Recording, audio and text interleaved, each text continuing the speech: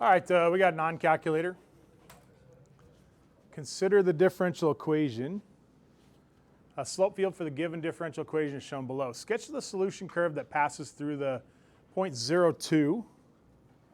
So 0,2, it ends up being a horizontal line. And sketch the solution curve that passes through the point 1,0. So now we're just kind of following the slopes. Whoops, I don't want to go too far. But you got to go far enough. I'll show you that here in a second. And it seems like for this particular one, we have some symmetry going on. So something like that. What I wanted to show you was the rubric. It's pretty straightforward for this one. One for the solution curve for 0,2, one for 1,0. Curves must go through the indicated points. That seems obvious. Follow the given slope lines. That seems obvious. And extend to the boundary of the slope field. So if you were to happen to get this one on the final or on the actual AP test, make sure you just go all the way to the edge of the slope field.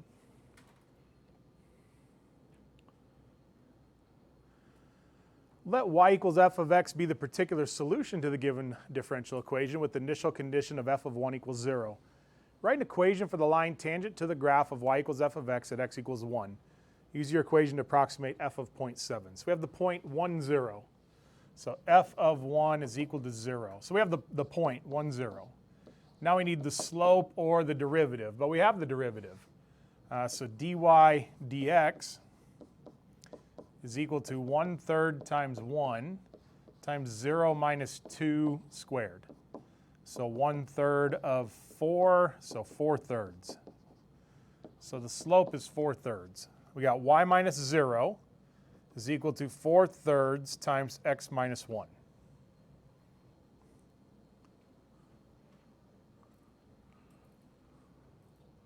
Well, now we're going to use this to estimate 0.7. So 0.7 minus 1, that's 4/3 times negative 0.3. 4 times negative 0.1, because the 3's divide. So negative 0.4.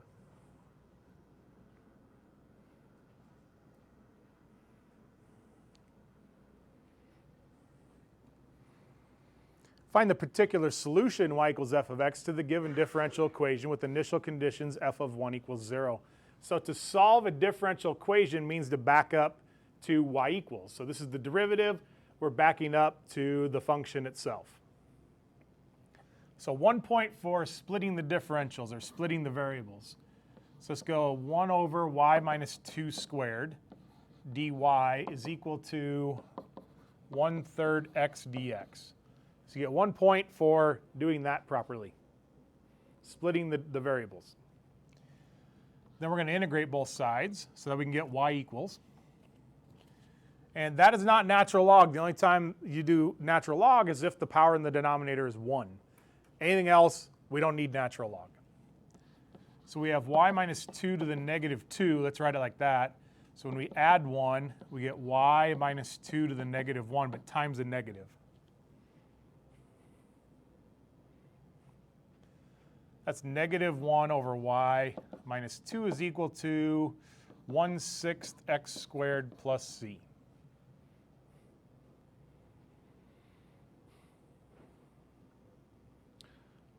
The rubric says uses the initial condition. So I know that you can get values without showing the work. I get that. So can I. We all can. But you might lose a point if you don't show your work. And it says uses initial condition. There, I'm using it, and I'm showing that I'm using it. So 1/2 is equal to 1/6 plus c. That's 3/6 minus 1/6 is 2/6, which happens to be 1/3.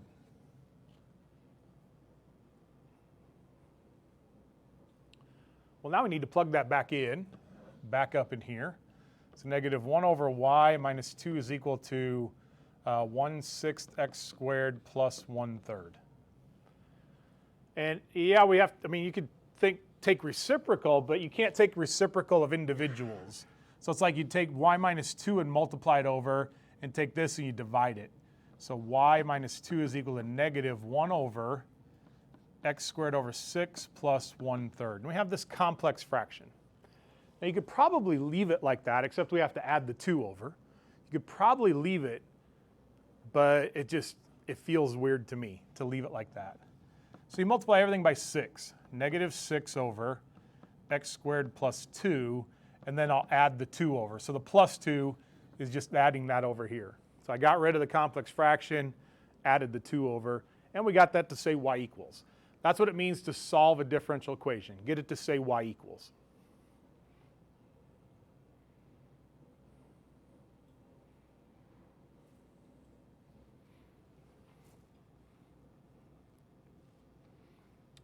We talked about that one. 2 points, one for the equation right here, and one for the value. So pretty straightforward rubric. This one, like I said, one separation of variables. That would be sitting pretty much right here. They're separating the variables. The correct antiderivative, the constant of integration, and uses initial condition. Now, this rubric is the exception. It kind of made me out as a liar. But this one's kind of the exception. The rest show the values plugging in. A lot of them do. So let's just show it anyway, just to be careful.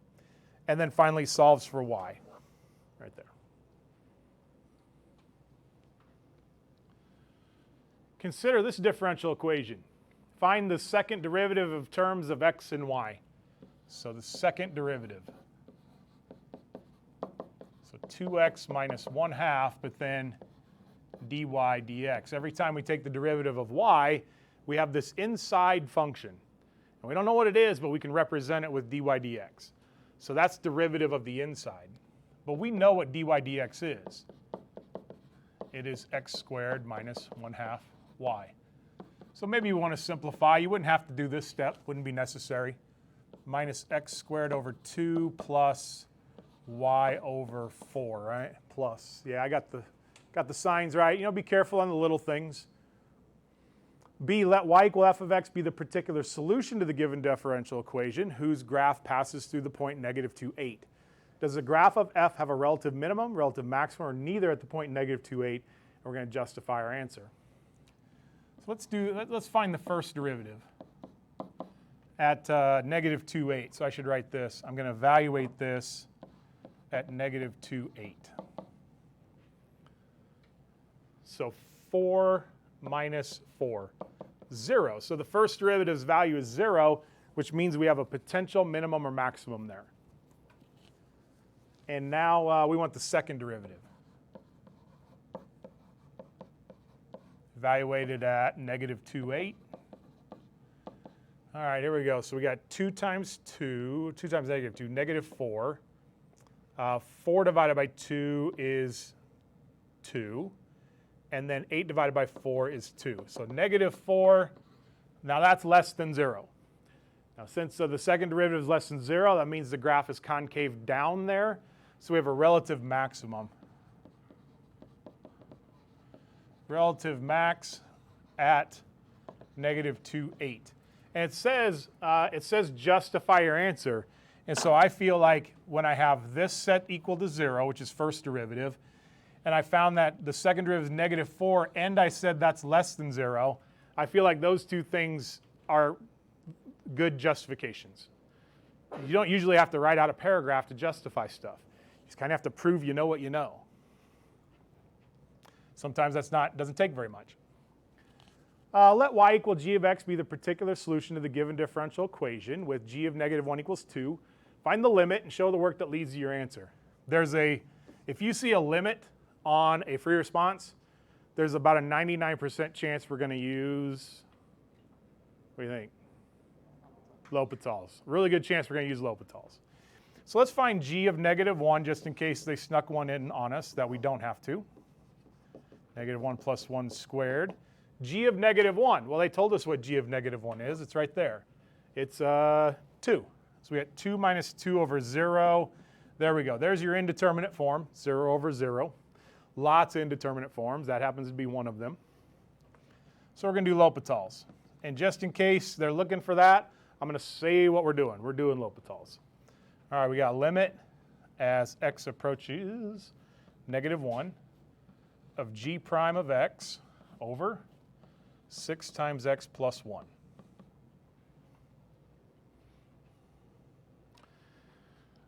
G prime of x. G prime of x, it says that, where are we at? Y equals g of x. So the first derivative of y is the first derivative of g. So I need g prime of 1. Excuse me, is it? No, yeah, -1. Over 6 times -1 plus 1. All right, so we have the point -1, 2. So the y is 2. So 1 minus, what is it? Oh, it's 1 minus 1, isn't it? 1 minus 1, 2 over 2. So 1 minus 1 over 0, 0 over 0 again. So L'Hopital's one more time. Limit as x approaches -1 of g double prime of x over 6. Well, we won't get an indeterminate form now because the denominator is guaranteed to be 6. Now we just got to find the value of the second derivative, and we got it. So g double prime -1 over 6. So it's the point -1, 2, but now I got to go up to the second derivative. -1, 2. So -2 minus 1/2 plus 1/2. Oh, looks like -2. -2 over 6, -1/3.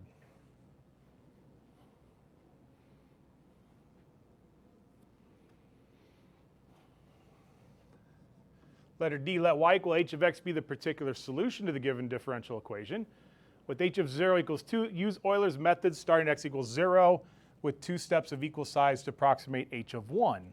So we're starting out at the point 0, 2. We want to get to a value of 1 with 2 equal steps. So 1/2, another half is 1. There's 2 equal steps. And now we know that dx is equal to 1/2. That's how x changed. We added 1/2 every time. We have dy is equal to, if we go all the way back to the top, x squared minus 1/2 y. But then we're multiplying the dx over here. So the change in y is based on x and y and the change in x. So for this one, the change in y is, I need 0 squared 0. Let's go 0 squared minus 1/2 times 2. And then times 1/2. That's what dx is. Looks like -1/2. That'll be -1 times 1/2 is -1/2. So 4/2 minus 1/2 is 3/2, or 1.5. And now we do the exact same process. So the change in y now is 1/4 minus 1/2 times 3/2 times, and then the dx is 1/2.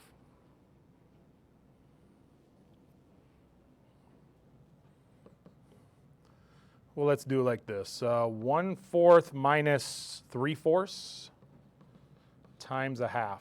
So -2/4, -2/4, that's 1/2. So -1/2 times 1/2, that is -1/4. So we have 6/4 minus 1/4, I'm getting 5/4.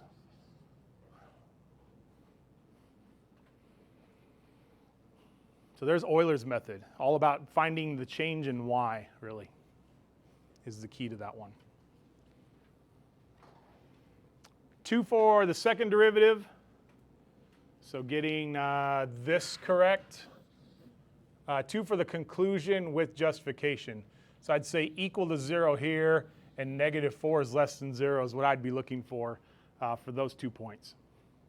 Oh, and then conclusion. I guess I need relative max for 1 point, and then these 2 things for 1 point. 2 points for each L'Hopital that you do, and then 1 for the answer, -1/3. 1 for Euler's method, I guess using the right process, and then eventually coming up with the correct answer. So that means, like, if you got this number right, like one of these numbers right, and you kind of messed up in there, but I don't know. I would give you a point there, but then your approximation would be off. So maybe you wouldn't get that point. All right, give this one a try. Talk to each other, help each other out. They're very similar to the two we just did. All right, let's go. If you're watching this at home, fast forward. We got to plug in. So 1 plus 0.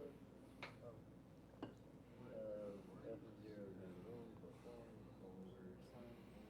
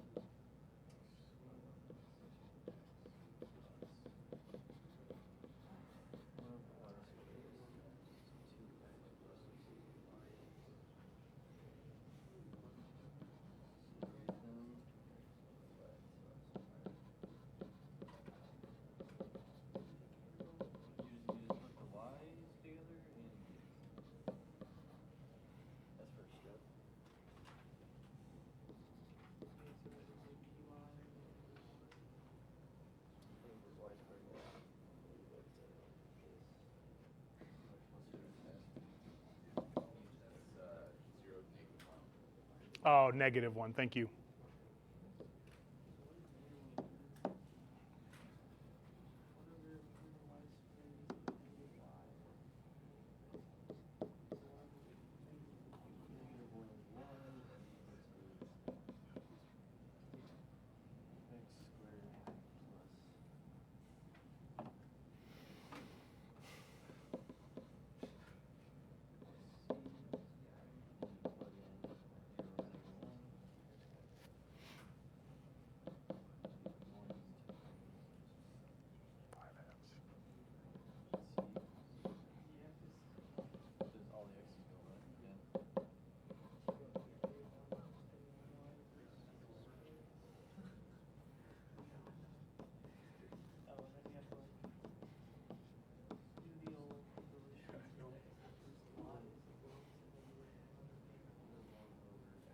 Saved me. Thank you.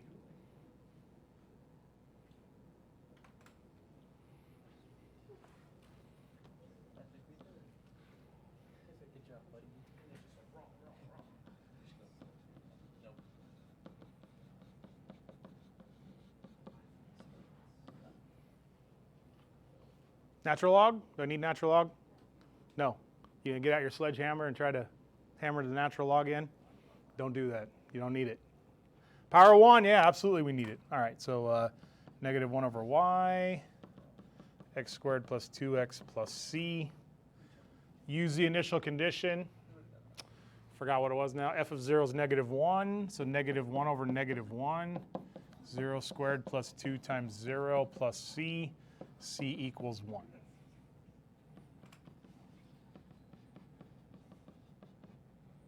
Oh, wait. What? Oh, yeah. Yep, I got it. There we go. So now I got to just divide this over and multiply the y over.